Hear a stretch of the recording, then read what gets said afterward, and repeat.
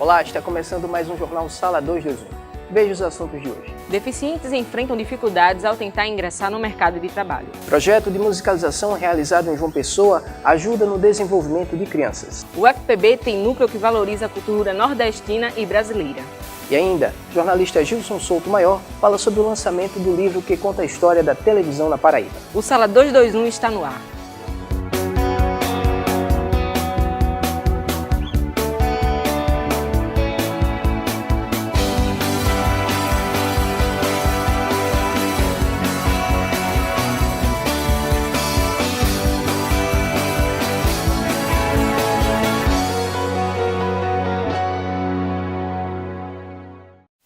Enormes desafios para conquistar uma vaga no mercado de trabalho são algumas das dificuldades enfrentadas por pessoas com deficiência. Mesmo as universidades formando os profissionais aptos a trabalhar em diversas áreas, muitas empresas continuam demonstrando preconceito na hora da contratação. Quem traz outras informações sobre o assunto é o repórter William Veras. Heloísa está terminando pedagogia na UFPB e tem enfrentado dificuldades para trabalhar na área de educação como professora. Tudo isso por ser deficiente. Até hoje, estando no 7º período, que eu já cumpri 4 fases de estágio, continua sendo um desafio. Hoje nós temos uma disponibilidade muito grande através da nova tecnologia. Não é a deficiência que limita a capacidade para se integrar no mercado de trabalho. As universidades, por exemplo, formam profissionais que podem trabalhar em diversas áreas na empresa. O problema é que nem sempre os empresários conseguem enxergar esse potencial. A Associação de Deficientes e Familiares, a ASDEF, encaminha pessoas para o mercado de trabalho de acordo com o perfil que as empresas pedem. De acordo com Francisco Isidoro, presidente da associação, a capacitação é primordial para entrar no mercado de trabalho e crescer dentro das empresas. Isso vale para pessoas com deficiência e não deficientes. No caso da pessoa com deficiência, primeiro, a gente sabe que o grau de escolaridade do trabalhador brasileiro deixa muito a desejar. E no caso da pessoa com deficiência, esse grau de escolaridade é bem mais baixo do que a média dos brasileiros. Então, acaba dificultando a inclusão no mercado de trabalho. Isso explica, em parte, a dificuldade da pessoa com deficiência conseguir emprego, mas não explica totalmente, não? As empresas particulares são obrigadas por lei a contratar pessoas com deficiência. A quantidade está entre 2% e 5% das vagas, que variam de acordo com o número de funcionários que a empresa possui. O que a gente observa é que a contratação para a pessoa com deficiência ela leva somente a serviços gerais, a telefonista, que não, são empresas que exigem apenas até o nível médio. Então, é raro aquelas empresas que contratam a pessoa com deficiência para o nível superior. Contratam a pessoa com deficiência para um cargo efetivo, um cargo que seja de gerência. Então, é muito raro. Segundo dados fornecidos pela ASDEF, no Brasil, o número de pessoas contratadas por meio dessa lei ainda é baixo, 350 mil, enquanto o esperado seria de pelo menos 1 milhão de pessoas com deficiência. É muito pouco se você for levar em conta o potencial que temos de atingir em termos de inclusão da pessoa com deficiência, que a lei possibilita. Diante de todas essas dificuldades, não é algo que possa ser desconsiderado, né? Por exemplo, não adianta ter uma lei, você tem que ter uma fiscalização rigorosa para fazer as empresas cumprirem a lei. Então vamos lá, deficientes, não tenham medo, mostrem quem vocês são, mostrem sua capacidade, sejam vocês, porque todos nós somos seres humanos, temos os mesmos direitos e o mesmo valor. Agora vamos mudar de assunto. Você vai conhecer o NUPO, o núcleo da UFPB que registra a cultura popular nordestina e do Brasil há mais de 30 anos. A gente vai mostrar como é desenvolvido esse trabalho. Quem conta mais é o repórter Adilson Santana. Essa história começa em verso e prosa. A você, ó meu amigo que visita João Pessoa, eu quero dar boas-vindas, tu estás em terra boa. Tem um clima agradável e um povo acolhedor para tratar muito bem o leigo e o doutor. Seu Assis ressalta a importância de registrar as memórias através da cultura popular. Cordel é uma coisa que está no sangue do nordestino, né? E a gente se encanta com essa beleza da poesia popular. A gente vai vendo cada coisa que nos dá inspiração e vamos escrevendo e pondo no papel a cada dia e vamos descobrindo essa coisa que é maravilhosa para quem tem o dom do cordel.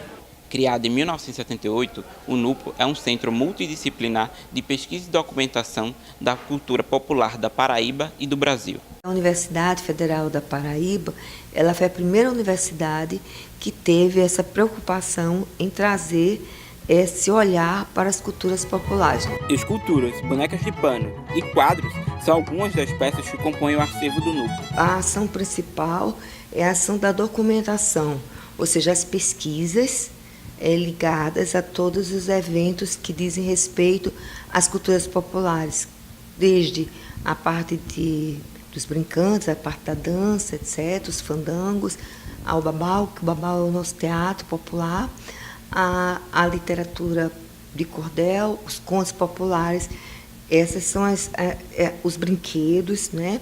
Então, tudo isso que faz parte dessa grande memória coletiva que o povo faz. A fé nordestina também está presente através das obras dos artesãos paraibanos Tota e Maria dos Bichos. As angústias, os desejos e as alegrias do povo fazem parte do museu, numa espécie de cordel gigante que retrata as impressões da Paraíba e do Brasil. Quando você está trabalhando com as culturas populares, você está trabalhando com a identidade brasileira, ou quem é você.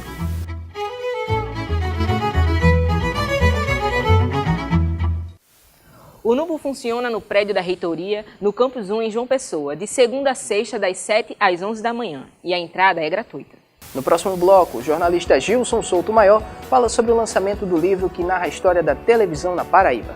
E ainda, projeto incentiva a criatividade infantil através da música. Voltamos já.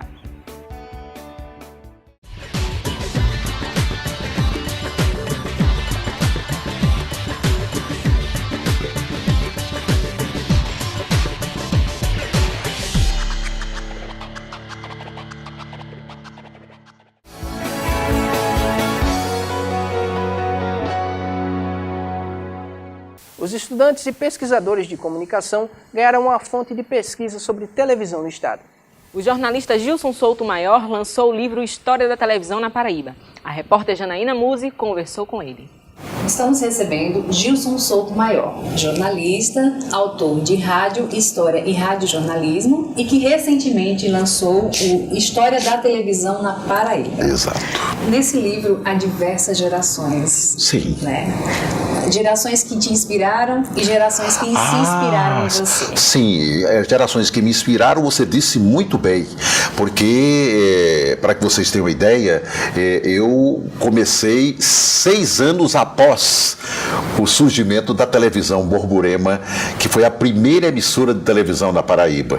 Eu fui o 5º ou 4º, se não me engano, âncora da televisão, saindo do rádio e entrando nessa televisão Borborema, que tem um nome tremendo na história da mídia televisiva brasileira, não é? E eu me inspirei muito em Hilton Carneiro Mota, que foi o primeiro noticiarista, o primeiro locutor de rádio a falar numa emissora de televisão na Paraíba e a transmitir, inclusive, a solenidade de inauguração. Ele, na época, era diretor também dos Diários Associados em Campina. E esse homem que saiu de Patos, para que vocês tenham uma ideia, esse cidadão que saiu de Patos, um simples locutor, que chegou a ser locutor de uma difusora em Campina Grande, uma difusora do Gaúcho, de 38 a 43, e em 44, Hilton Carneiro Mota chegou a inaugurar a Rádio Cariri, a Rádio Borborema, com outros locutores, né? E depois chegou a ser diretor na Paraíba dos Diários Associados e diretor dos Diários Associados da Bahia até o Maranhão. Então esse livro, mais do que uma história da televisão na Paraíba, é a sua história também, né? É a minha história e de outros atores, né? Do Hilton, minha, e de outros grandes profissionais que passaram por todas as emissoras de televisão, porque eu passei pela TV Borborema, que foi a primeira, mas também passei pela TV O Norte, a qual eu fui um dos fundadores, ao lado de Haroldo Reis, Maria Reis. Bete Menezes trabalhou comigo como primeira apresentadora, eu primeira apresentadora, era a primeira apresentadora, não é? Saindo ela do Rádio FM, da Antena 4 e Correio FM, ela trabalhava. E eu fui daquela equipe fundadora do Norte. O Núcleo Administrativo do Cristo Redentor comemora a partir de hoje o Dia da Criança, com uma programação que consta de atividades recreativas e culturais, com a apresentação de fantoches, shows, danças e distribuição de balas e pipocas para as crianças da comunidade. E tive o prazer de fundar também a televisão da Assembleia Legislativa, ao lado de Nonato Bandeira, que foi vice-prefeito daqui e jornalista também. Então esse pessoal todo eu conheço, da TV Cabo Branco, dos anos 87 para cá. Eu brinco muito com eles, digo, olha, quando a televisão chegou em João Pessoa, eu estava cerca de 17 anos à frente de vocês. Eu comecei bem menino, lá em Campina Grande, na televisão. Comecei aos 21 anos, vindo da Rádio Caturité. Integrei a equipe da TV Borborema, nos Diários Associados, quando eu fui contratado para lá. E quando eu vim trabalhar aqui, que inauguraram a TV O Norte, em 87, inauguraram a TV Cabo Branco em fase experimental em 86, a partir de outubro, eu encontrei o pessoal treinando. Então, todo aquele pessoal que passou naquele treinamento já estava dizendo, vocês estão defasados de mim 17 anos. Eles riam muito. E tanto que hoje eu brinco com o pessoal. Todos vocês, alguns me viram trabalhando em televisão. Gilson, esse manual que conta a história da televisão na Paraíba vai ser muito útil para estudantes, professores, pesquisadores da área de comunicação, da área de pesquisa com a televisão. Janaína.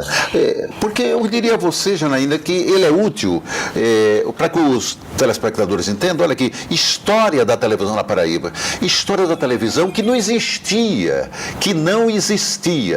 Então, o que ocorre?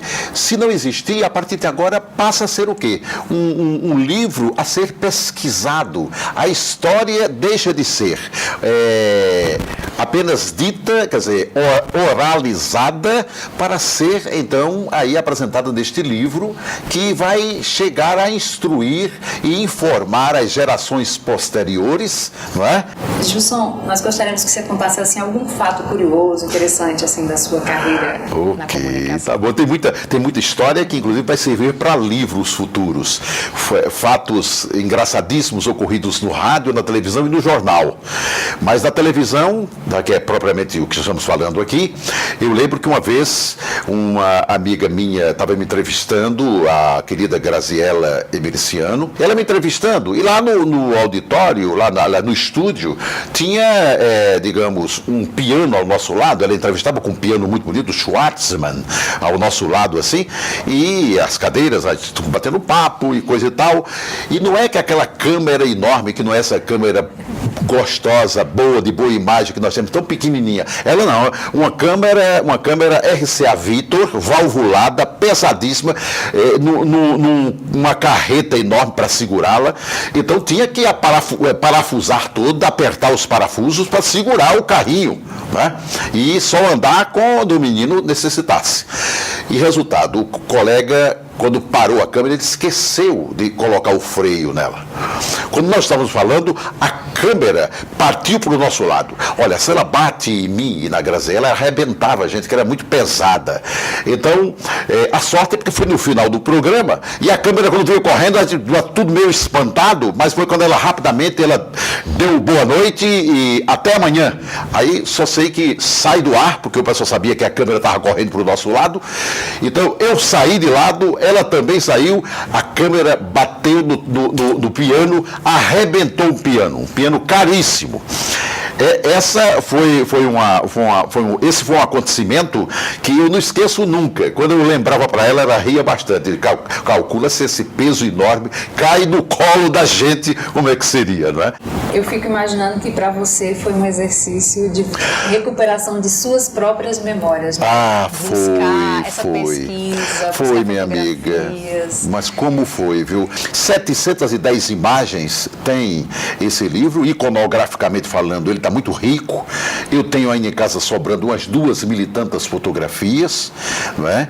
E também uma coisa que é importante, é que isso aí poderá nos ajudar futuramente, e eu convido vocês a também participarem desse projeto, desse memorial da comunicação da Paraíba, que eu pretendo realizar, que eu pretendo chegar a fazer, a criar aqui. E eu quero que a criação não seja minha, mas a criação seja assim de todos nós da comunicação. A gente falou de história e agora vai mostrar um trabalho que estimula a criatividade das crianças. É um projeto feito aqui em João Pessoa. As crianças que participam têm menos de 3 anos e desde cedo aprendem a importância da música. A reportagem é de Laiana Janu.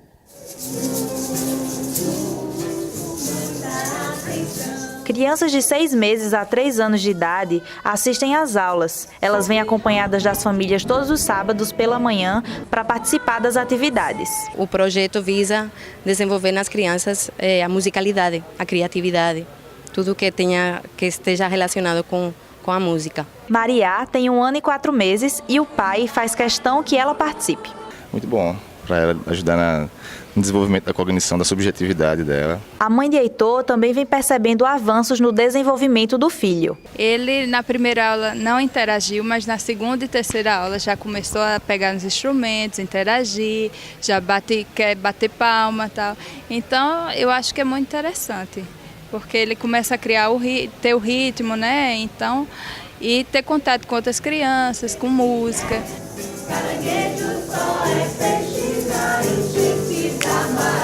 Maria Camila, além de professora, também é mãe de uma menina de 3 anos que participa do projeto.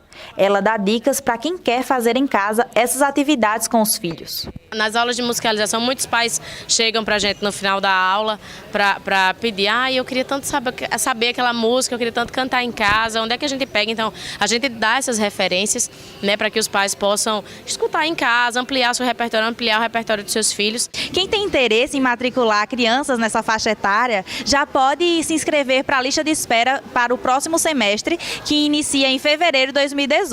As matrículas custam R$ 140, mas quem estuda na rede pública paga apenas R$ 70 e famílias que recebem o auxílio do Bolsa Família têm isenção nessa taxa.